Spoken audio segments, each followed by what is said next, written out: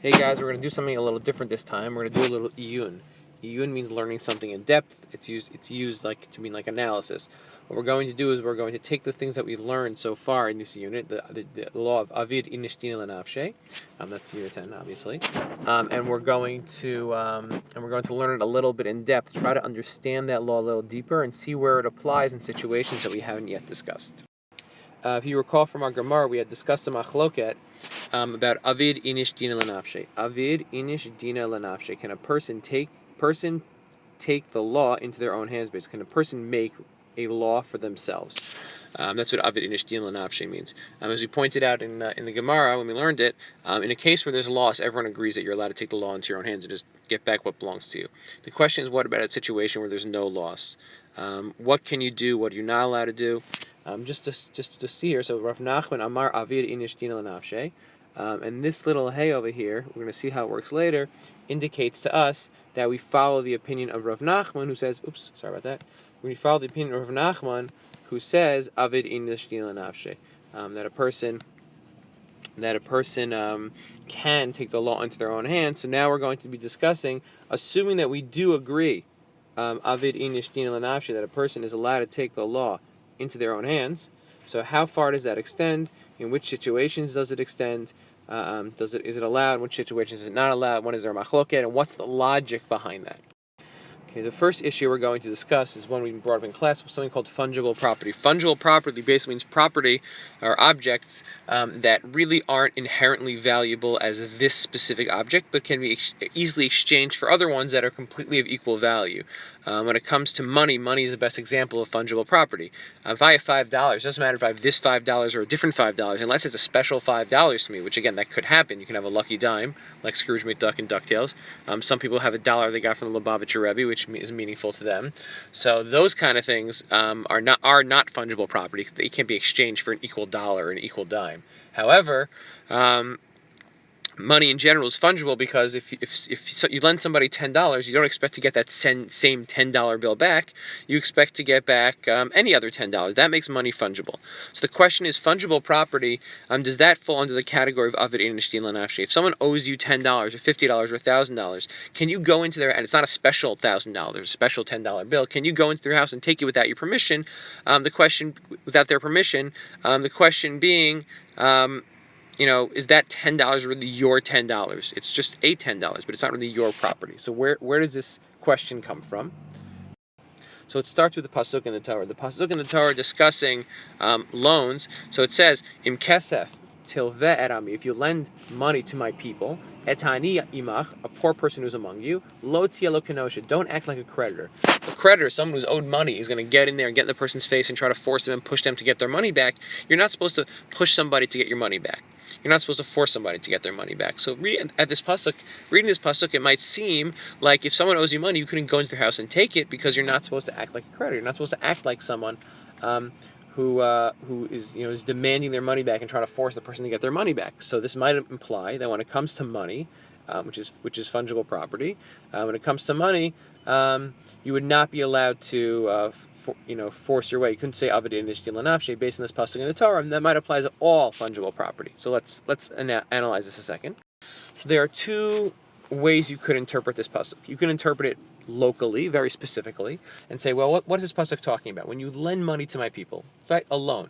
So when it comes to a loan, you're not allowed to go in and grab money from somebody. But if someone owes you money because of a court case, a court settlement, or they owe you because of a bet, or because you sold them something, then you would be allowed to go in there and take your money. You would be allowed to, avid inish dina lanafshe would apply.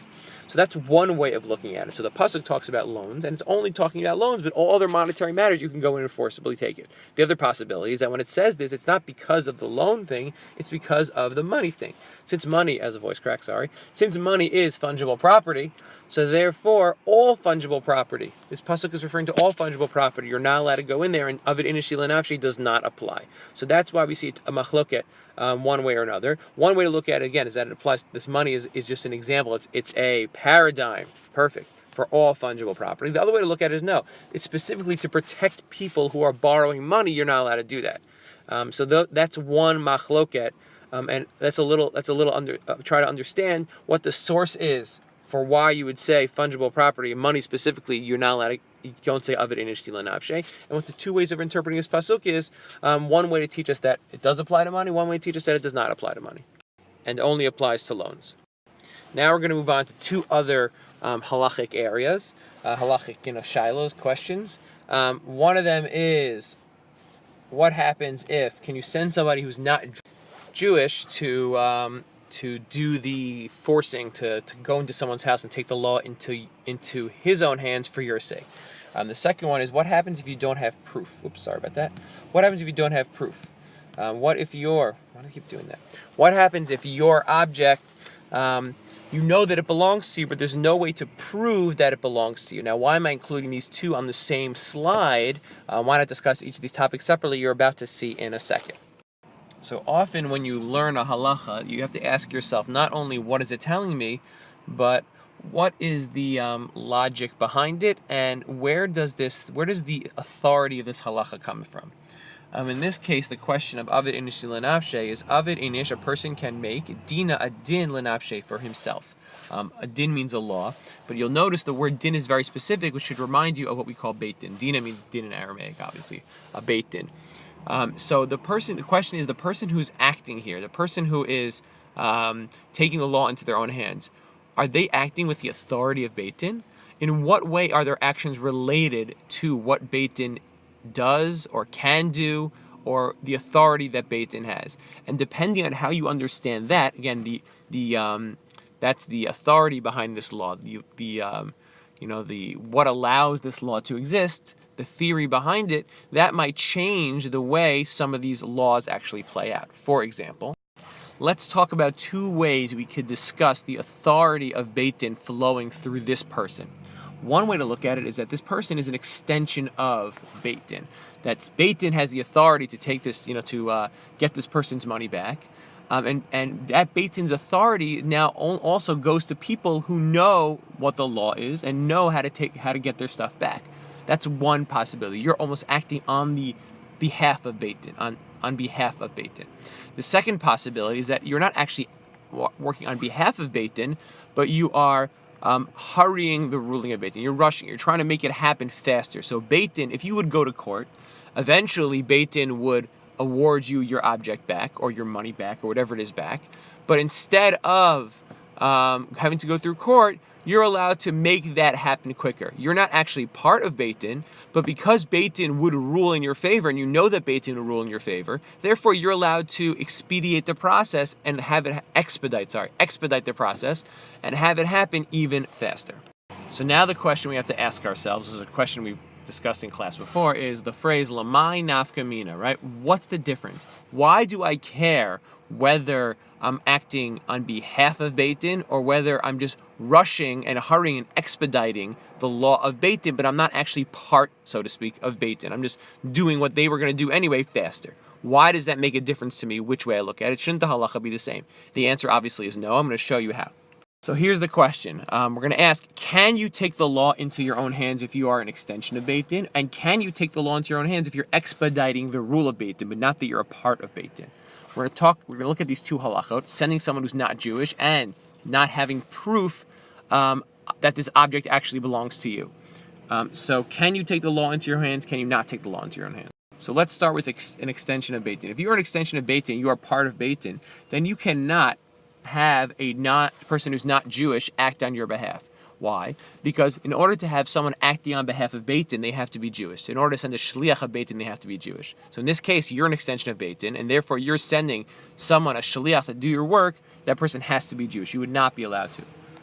But what if you have no proof? Can you still take your object back? The answer is yes. Because since you are basically acting as an extension of Beit Din, as your own Beit Din, and you know for sure, the same way if a Beit Din knows for sure that an object belongs to somebody, they can force someone to give it back, so too you, as your Beit Din authority, know for sure the object is yours, and even though you have no proof, you'd be allowed to take it back. So now we see how the theory, right, the authority behind this law, that you're an extension of Beit Din, or you're acting with the authority of Beit Din, would affect these two cases. What about if you were trying to expedite the rule of Beit Din? You're not actually acting as a Beit Din, but you're taking what Beit Din would rule and you're doing it faster. So you'd be allowed to have a non-Jew act, someone who's not Jewish, act on your behalf. because you're not actually a Beit Din, and the person you send is not a shliach of Beit Din. You're just taking what they were going to rule anyway, and you're making it happen faster. It doesn't matter if it's a Jew or not, someone who's Jewish or not Jewish. However, if you have no proof, you would not be allowed to take the law into your own hands.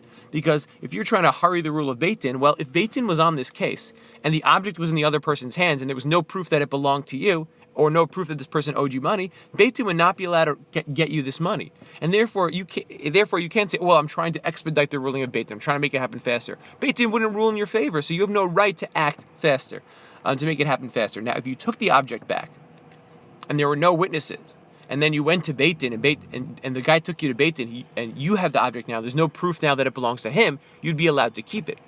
And if you said, you know what, said to Beit Din, I have this object, in my possession because it's mine, and I beat this person up, and now I have it, you actually would be believed and allowed to keep the object. Why would you be allowed to keep the object? So you're believed on something that's called amigo. Amigo means almost like because I could have.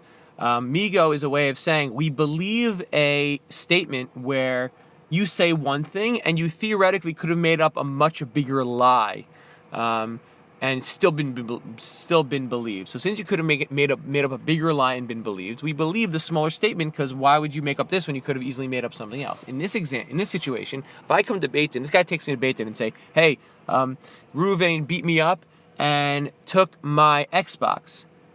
And Reuven says, you know what, you're right. I did beat him up and take his Xbox, but I took his Xbox because it belongs to me. He's actually believed. Reuven gets to keep that Xbox. Why? Because he could have said it was always mine. It's in his possession. So if you come to court and say, what do you mean? I didn't beat you up. I didn't touch you. There's no witnesses. I didn't touch you, and this object was always mine, and you're making this up completely. You could have said that. You would have been believed.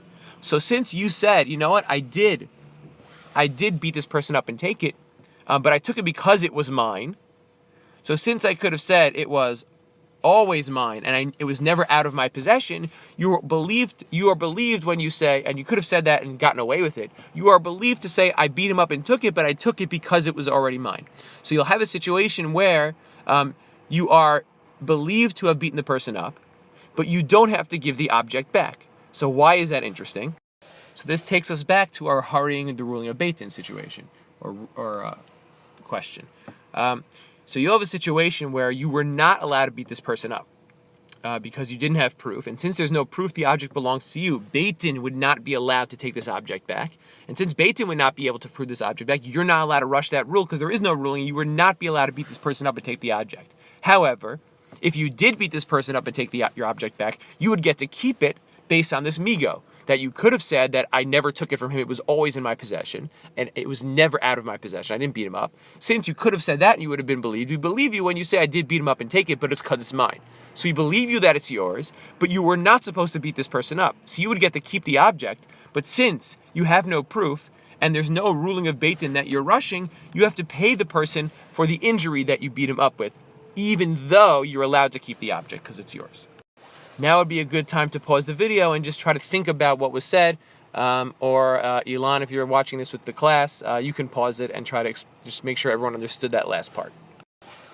Now we get on to the second thing, which is, how do we know what the halakha is? How did we know that a person can take the law into their own hands, that we follow that opinion? And how do we know these things that we just discussed, what the ruling is? So if you take a look at the Gemara, now this is again another tool that we're going to learn how to use in the Gemara itself. You see that little hey, we've done this before, the little hey next to where it says Avid Inish Dila Nafshe.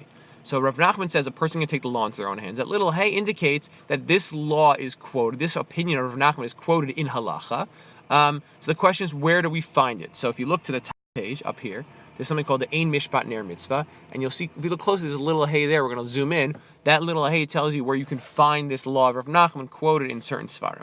So when we zoom in on this Ein Mishpat Ner Mitzvah, so we look for our hey that we saw, which is at the bottom over here, this little hey. And this hey tells you where to find this in the Rambam Sefer and in the Shulchan Aruch, or the Tur Shulchan Aruch. Mem Yud stands for Maimonides, which is the Rambam's name. His father's name was Maimon, that's why he's called Maimonides. Perek Bet, the second Perek, Mehilchat Sanhedrin, the laws of Sanhedrin, Halacha Yud Bet. The Smag we're not going to talk about. And then this says Taf Vav Shin Ayin, which stands for Tur Shulchan Aruch. Choshen Mishpat is the section. Siman Dalet is section 4 in Choshen Mishpat. Uvahagasha means in the notes and the added notes there. So we're going to look first in the Rambam Sefer, the Mishnah Torah, and then we're going to look in the Tur Shulchan Aruch. So again, Maimon stands for Maimonides, which is Rambam, and his Sefer is called the Mishnah Torah. And then here we have what's called the Tur Shulchan and really the Shulchan Aruch. And both of these Svarim, by the way, the Mishnah Torah and the Tur, basically boil down the Gemara and say, here's what, there's a whole back and forth of the Gemara, let's cut all that out, and here's what you're supposed to do. The Rambam in the Mishnah Torah cites only his opinion. The Tur in Shulchan Aruch usually cites multiple opinions, sometimes concluding which one is right, sometimes not. So first we're going to take a look at the Rambam Mishnah Torah and read it together. As you could see, it says, Shoftim is the name of the book, Hilchot Sanhedrin, the laws of Sanhedrin, Va'onshin HaMusurim Lahem, and the punishments that they're allowed to do. Basically, Hilchot Sanhedrin, pay bet, stands for Perek Bet, the second Perek. And Halacha Yud Bet, like we saw before. Yesh la'adam la'asot din la'atzmo. A person can make a law for themselves, im yesh bi'ado koch, if he has the ability. Ho'il u'chadat v'halachu osa, since he's doing what he's allowed to do, it's according to what the halacha would be. Eino chayav l'troach. He doesn't have to burn himself. U'labi lebeitin, and go to beitin. Afal pisha holo hayasham hefsed bin achasav. Even though he's not going to lose out. That's the ruling of Rav Nachman. So we see the Rambam paskins like Rav Nachman. Ilu nit acher bala beitin, because it might take forever to go to beitin. So it's not up. I'm sorry. If he would wait and go to and just go through beitin, he still would not have a loss. Lo yasham hefsed bin achasav. Still, he's allowed to take the law into his own. Continuing. It's a little bigger.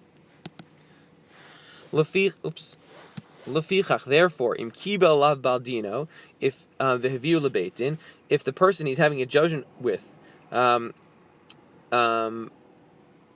takes him to beitin now and says, "Hey, you beat me up and took my object. You're not allowed. You can't do that." The darshu and the court thought about it. Umatzosha asolach chidin emet latzman ein soter netino, and they found out that he actually did what he was allowed to do. The object belonged to him, and he was allowed to take it back. Ein soter netino. We don't overturn his din and say, "Hey, listen, buddy. Either A, we have witnesses that you took it from him, and there's no proof that it belonged to you. Therefore, you have to give it back." Or B, we believe you that the object was always yours, right? Like the Migo, because you could have lied and said you never took it in the first place. However, you have to pay for beating this person up because you weren't supposed to. Unclear whether the Rambam holds that way, but either way, if you did what you were allowed to do, then you were allowed to keep the object and you don't have to pay for beating this person up. So all that we see from the Rambam here, nothing about any other cases, but we do see that according to the Rambam, you're allowed to take the law into your own hands, even in a case of no laws, according to Rav Nachman. Now, it's also interesting to point out this appears in the laws of Sanhedrin, because if you go back to what we said earlier, this shows that the Rambam probably holds, and Pali is of the opinion, that your authority in some way comes from a Beit Din. So it's possible that he might hold, depending on how you understand it, that either you can't send someone who's not Jewish, or you're not allowed to beat the person up if there's no proof. Not sure, but we see from the fact that he puts it in the laws of Sanhedrin that you're acting like a part of Sanhedrin as part of Beit Din. Now what we're looking at here is the Tur. The Tur is going to discuss one or two other specific questions, and we're going to look in the commentary on it as well. We're not going to read we're not going to read through the entire section of the Tur, just to point out that this middle part is the Tur. On the side here, you have the Beit Yosef, who actually is Rav Yosef Kar, who wrote the Shulchan Aruch. It's based on his commentary here. You see, like we said before, it's Choshen Mishpat is the section. It's Choshen Mishpat are the laws that deal with business, monetary matters, not only business, but monetary matters. Hilchot Dayanim, the halacha related to judges, just like we saw before, and it's in Siman Daled, chapter 4, I guess. And you see, Perish Osa Adam Din La'atzmo, a person's allowed to take the law into their own hands, and here's the explanation. So we're not going to read the whole thing. He says, like the Rambam says, that you're allowed to take the law into your own hands, even in the case of no law. We're going to skip a little bit. You see, he goes through it a little more in depth. But it's basically the same thing. The important part here is at the end. Let's read it from here. He says, V'dafka sheba lahatzilat shelo shegozlo. Actually, I want to go back for a minute. He says, so this is what the Rambam said. If he takes you to court, hey, this guy beat me up and took the object back, and it turns out you did what you were allowed to do, you don't have to pay for beating the person up. But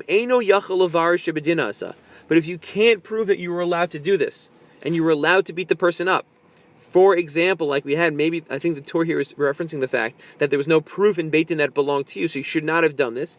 You could take money from this person, You can take money from Ruvain, who beat up Shimon, who took the object. It's not enough for him to say, "Oh, it was mine, and I was getting back what was mine." If you were not allowed to either A, beat this person up at all because there was no proof that it belonged to you, even though you knew it was yours, or B, you use excessive force, then you got to pay for beating this person up, even though you're allowed to keep your object. And then let's do one more fact.